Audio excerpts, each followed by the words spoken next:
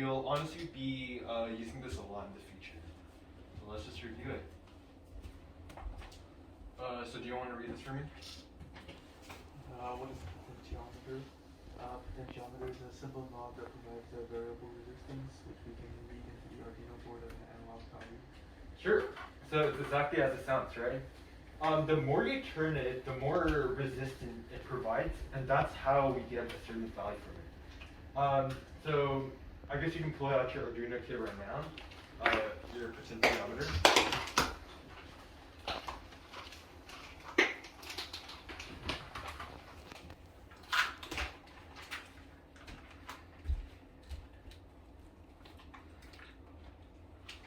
So yeah,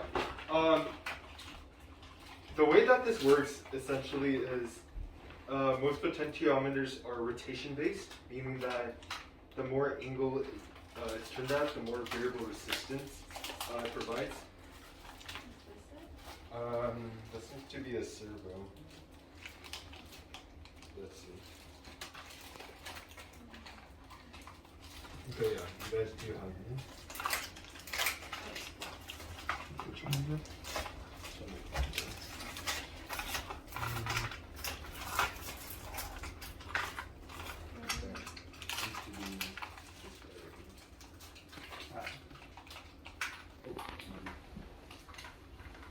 So it comes in two pieces, like this. So like this. And that's your potentiometer. So try to find where that is. I think I found this one. Okay, here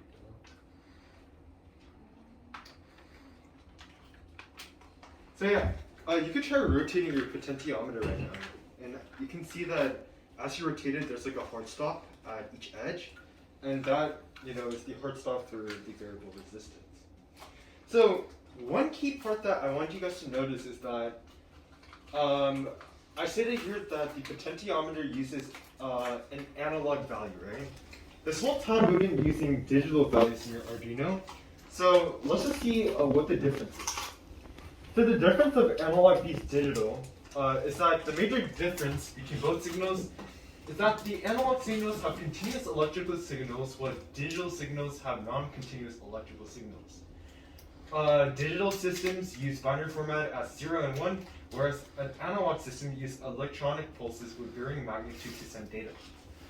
So if we see this basic graph right here, digital is very constant, meaning that it only goes from 0 and 1. Actually, this isn't a great graph, but this is a form of digital. And you can see contrastingly that analog is more curved, meaning that it takes in more values than just a 0 and 1 basis. So see, this is the difference, right? When we use LEDs, right, we only needed digital because it's either on or off. But this time, because we're having varying like resistance values, that's why we're using analog for this, because it varies as we go on. So that's what we will be using today. Okay, so let's just start and get right into it. So I want you guys to bring out an Arduino Uno board, a USB cable, of course, 220 ohm resistor, one LED, a potentiometer, a breadboard, and jumper wires.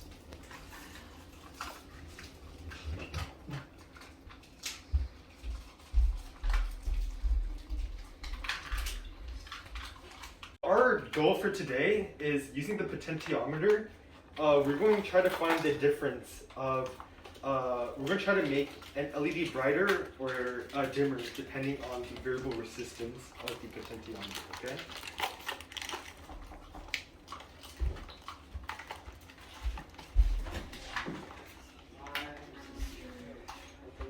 So don't worry too much, just try to follow this basic schematic.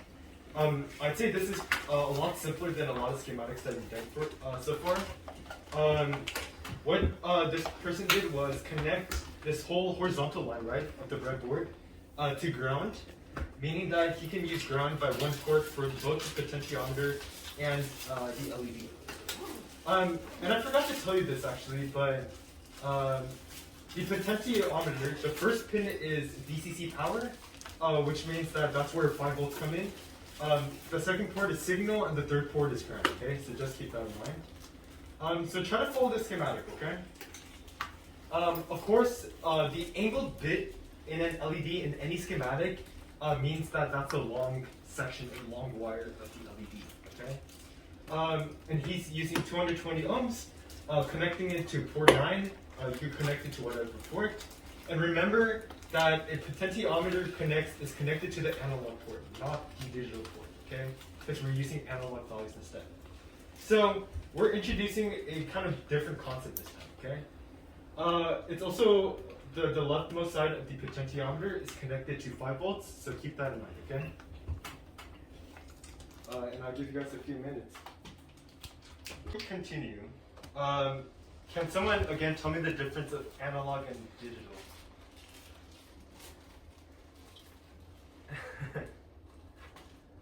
Give it a try. Analog has more values inputted than one and 0, which is digital. So digital is more stack-like and 0 and 1, and analog has more values. Sure, yeah, that's right. So for every project that we did so far, do we use digital or analog? Digital, right? And why was that, right? Because we were only incorporated LEDs, and LEDs are only turning on or off. And that's binary, right? That's 1 or 0. It's on or off, just 2 choices. But for potentiometers, it's a little bit different, right? We have more than 2 choices. Actually, we have around 1,100 values we can get from this. So that's why we're using an analog port for this. And that's kind of important to realize, okay? So most of the times you'll be using digital in all your projects. But for stuff like this where it depends on how much you turn or something like that, that's when we would be using analog, okay? Okay, great. Let's just hope that the pins match. This is kind of weird. It's supposed to be 3 pins straight up like this. But, yeah, let's just test it out first. Okay, I'll give you guys a few more minutes. Schematic isn't too hard. So we'll start from then. Okay. We'll work with this one. I think this is a better model.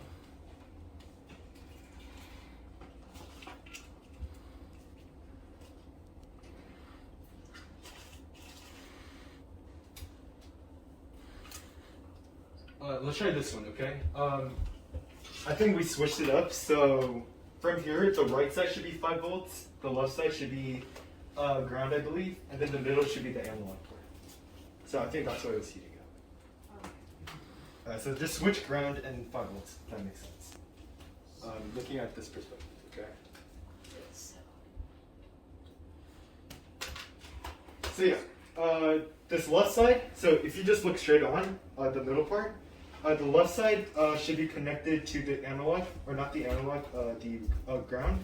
The right side should be connected to 5 volts, and then the middle part should be connected to signal. And then that should work, yeah. Ooh.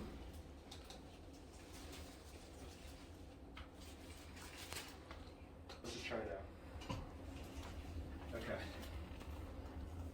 So, again, we're coding. Once we start is everyone done with their wiring? Yes, yes, yes, no? Okay, let me just check with you, and then we'll continue. Okay, so what are our variables for this project today? Can you put it together? Can someone tell me this? What is our variables for our thing? Okay, so here's the 3 variables that we're going to use, okay? We're going to be using int, the analog, right? Analog int is equals to A0. And remember that we're referencing A0 because it's the A0 input, okay? I mean pin. And the next one will be LED. Again, you gotta change this depending on what port that you put it in. I'm going to just say 3 for this, or 13, it doesn't matter. Whatever port you put your LED in, you change it accordingly. And then we need another variable called input value. And just don't worry about this for now. This has nothing to do with the overall schematic, okay? So, after I finish with that, right, what do I do after I finish with my variables? Give me the answer. Yeah. You set up Correct? You set it up. Okay, so then let's start. What do we have to set up? Yeah. LED is output. Good. Okay, let's do that. LED is output. Do we need to set up analog? Yes? No? No, we do not. That's a trick question. Okay. So then, let's go into loop and then try this out, okay?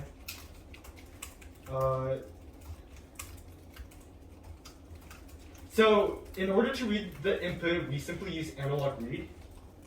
And then we're going to use analog write, LED, input file divided by 4, and then delay 100.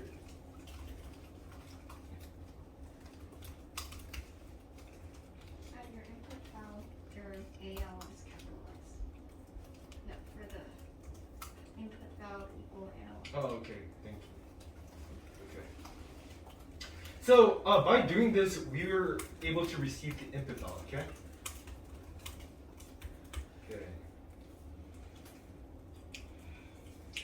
So then, let's say I want to simply print out.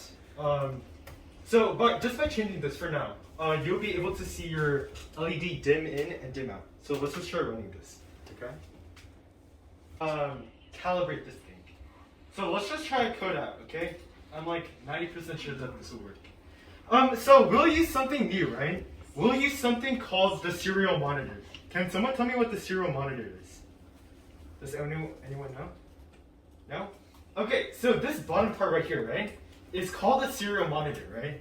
And this is the part where the computer could give us direct feedback or values, okay? So this is what we'll do, right? In this setup, if you want to start your serial monitor, and this is a great way to test all your code, we would have to put 9600 like this. So you might be asking, what does 9600 mean in this case? Great question. That means that we're sending 9600 bits per second to the console. Okay. So this is how we start or ignite our serial monitor. So simply, if I want to print the input values that we receive, all I need to do is serial.print input.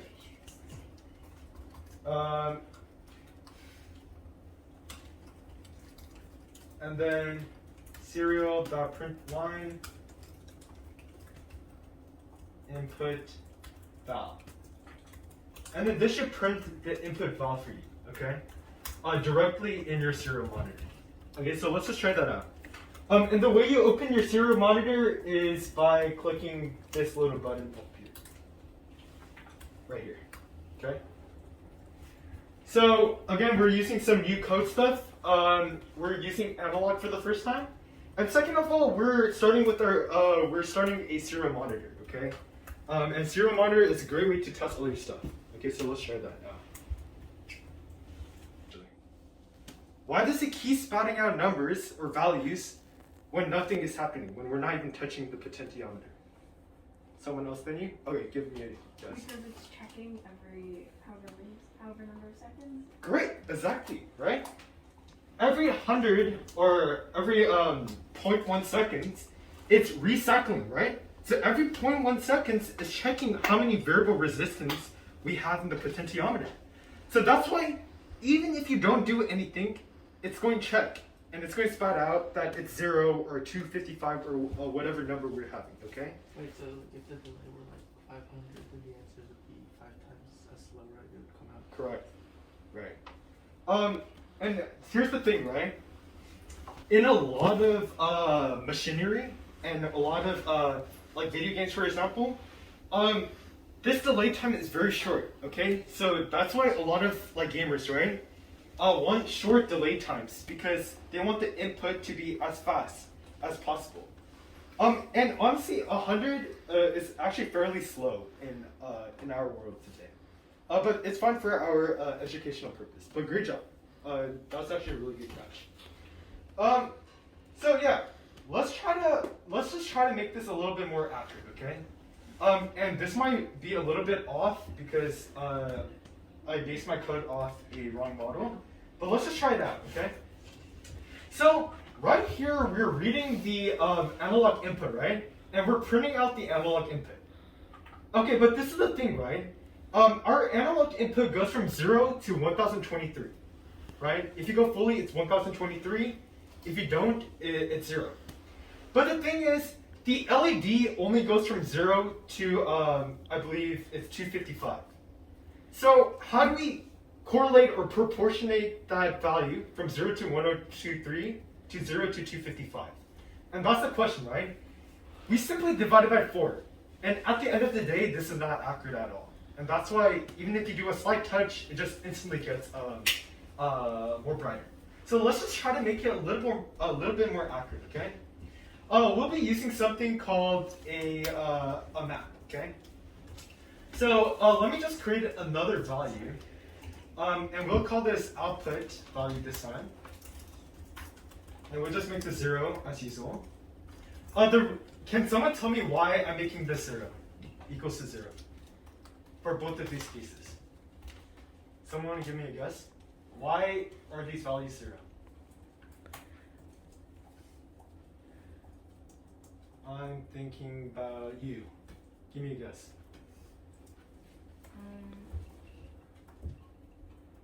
They're not exactly variables from the breadboard, they're just variables from the code. That's actually a really good guess. Yeah, that's close. Yeah, that's pretty much it. So in here, these are constant variables, okay? We're not going to change these variables because these are straight up from the values of the port, which is right. That's what you said, right? And these are variables that we use within the code. So we simply need to initialize it because we're changing the value later anyways. So by making it 0 and changing the value later, the 0 is meaningless, right? It's just the default value of any variable. So yeah, good catch, very good catch. Okay, so let's try it out. Okay, so we'll say output val is equals to map. We'll introduce a thing called map. Input val 0 to 1023, 0 to 255. And then we'll simply go LED output val. Okay, can someone give me a guess what we're doing in this line? Give me a shot. I'm not sure what the function is. Okay, that's fine. Give me a guess. Okay, so what did I say are the values of a potentiometer? Where does it range from? 0 to 0 to 1023. And how about an LED? What values does it take? 0 to 255.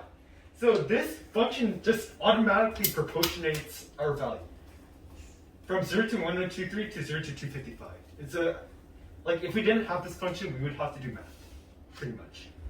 So yeah, this function just proportionates, and instead of printing out input value divided by 4, we're just printing out output value because this is more exact. So try this out. Let's see how it goes. I'm kind of curious. Okay. Whole code to me from start to end.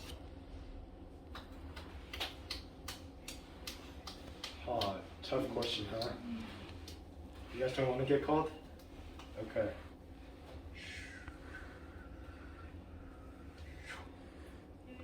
Give me a shot. Okay. So first we're defining the variables, which are all integers. Okay. Input value and output value are just space numbers. Like you need to shove in some value. And then serial begin just starts initializes your serial. And then So serial is not initializing. We're starting the serial monitor. the serial So without this, the serial monitor won't even start. Okay? Okay, go on. And then you set up the LED port is the output. Good. And then in the loop you have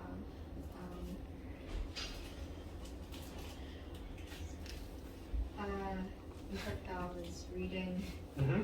analog in. Sure. Okay. And serial. So what's analog in? What are we reading? Analog in. The potentiometer is what? Values. Oh. Like So resistant values, right? resistant values. Okay, good. And then I think the it starts off Oh. in the serial as input, and then you print in input values you get from the Great, great, great. and then you get output value and you Wait, what's the point of output value? Why are we using this one? so we can have a more accurate Good, good, good. proportion. Okay. Then you proportion 1023 to 255. Great. And then an analog write, you get your LED, and then your levels would be output value, Okay, great. and then delay. Great. Okay. Tough concept, but let's take a break. Next topic is going to be much harder. Okay. Good job, guys. Great.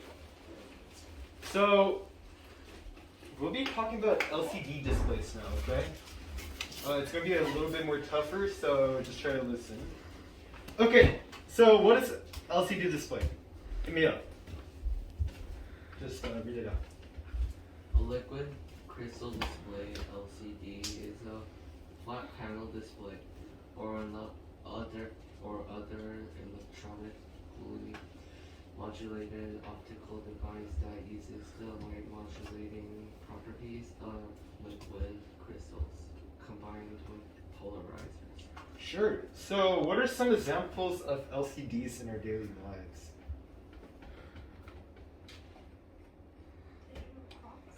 Sure. Yeah. You know the digital watches where like these, where it just goes on your watch.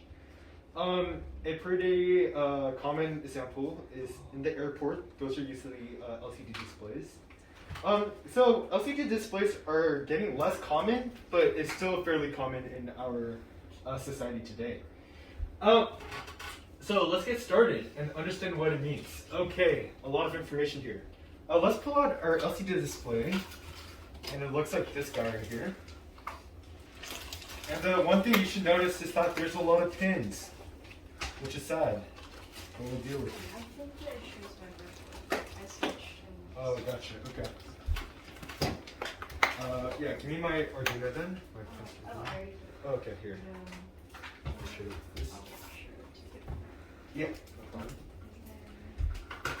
Okay. So, if you want something satisfying, you could peel the plastic off. I'll give that privilege to you guys. If you don't, you guys could keep it there.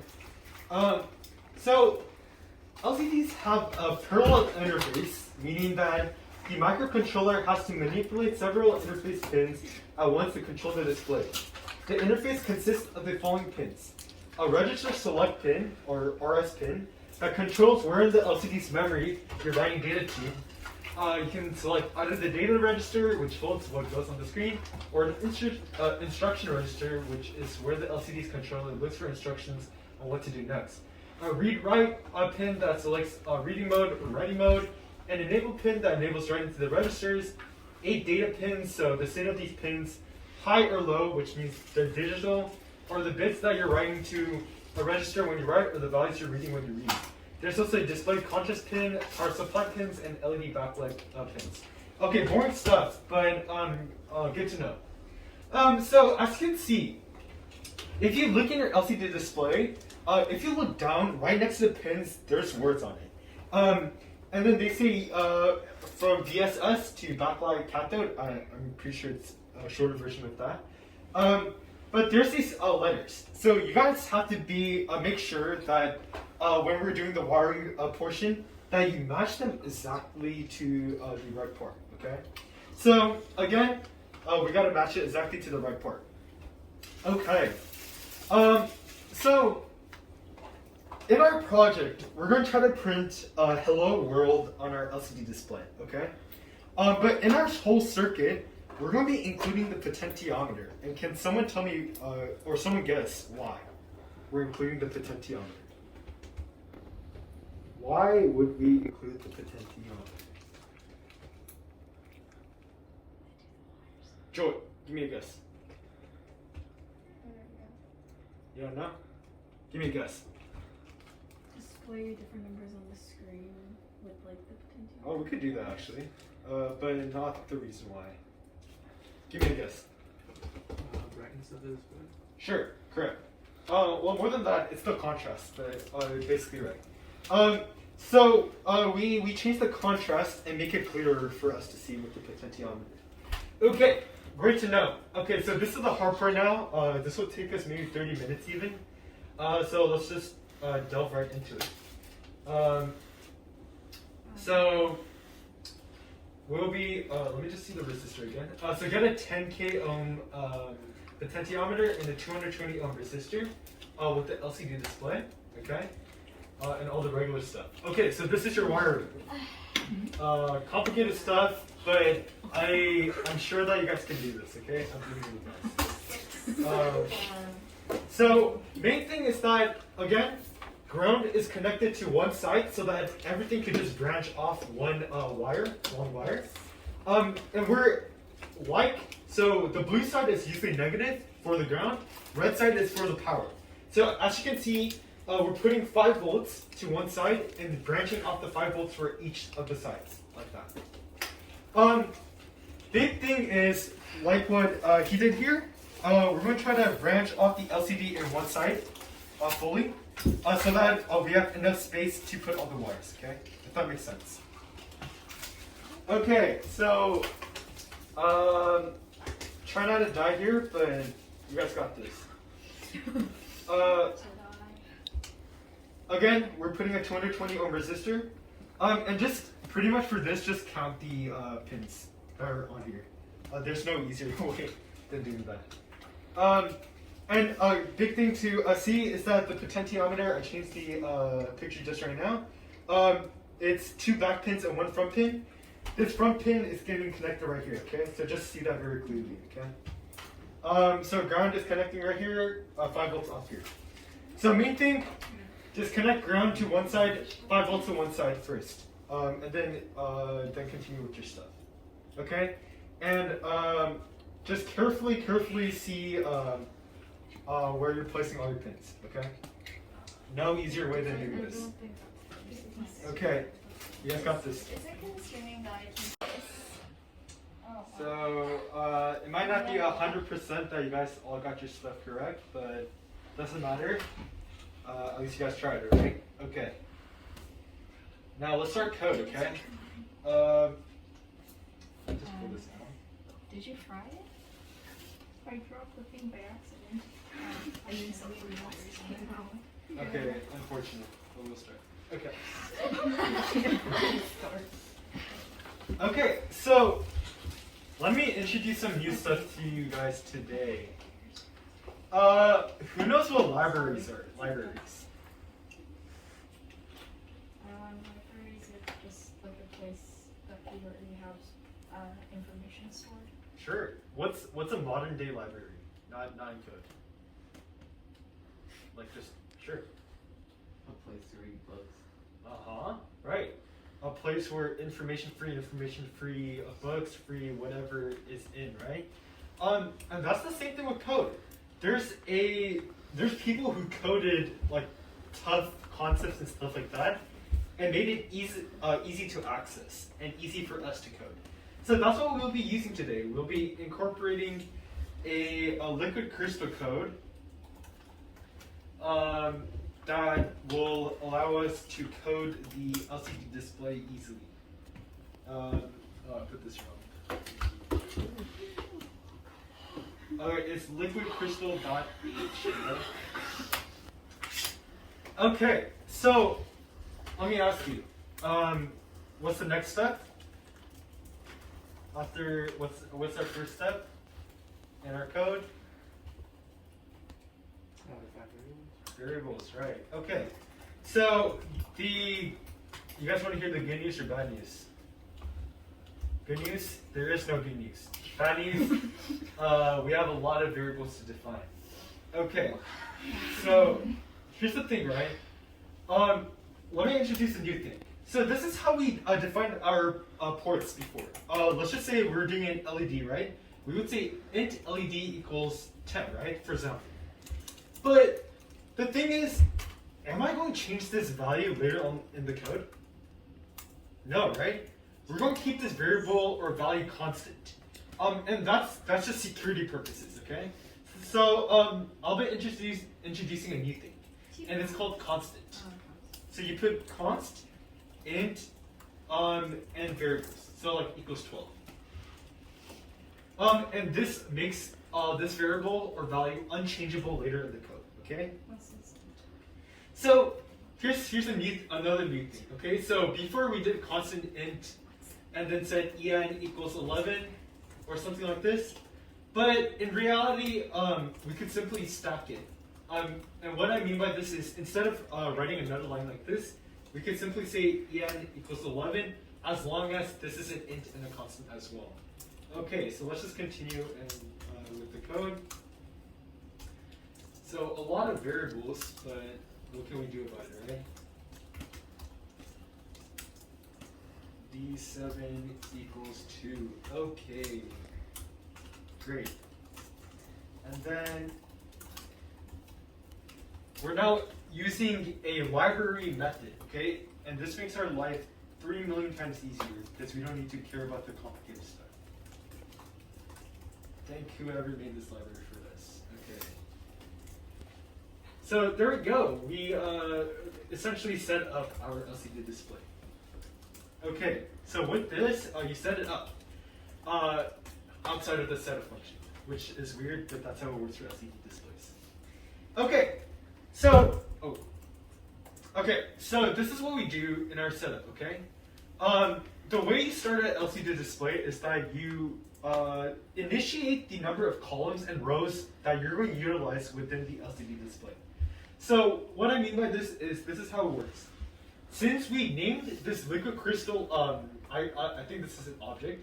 So we named this liquid crystal object LCD, right? So this is our name. So you could change this to Eric if you want. So we'll start with begin. 16 rows and 2 columns. Okay.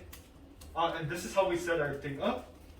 And let's just start our first code, and we'll say hello world.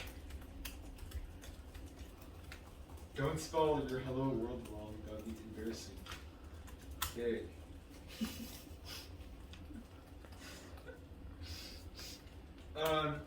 And there we go. So let's just start with that.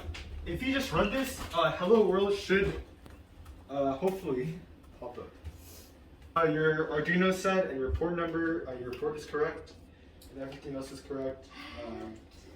If it doesn't work, then that's really unfortunate.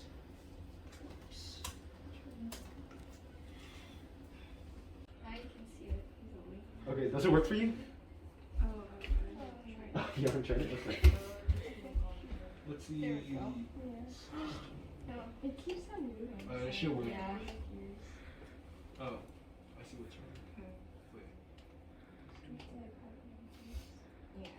No, you didn't. If you see in the top row, you're printing out hello world or whatever, right? GG or whatever.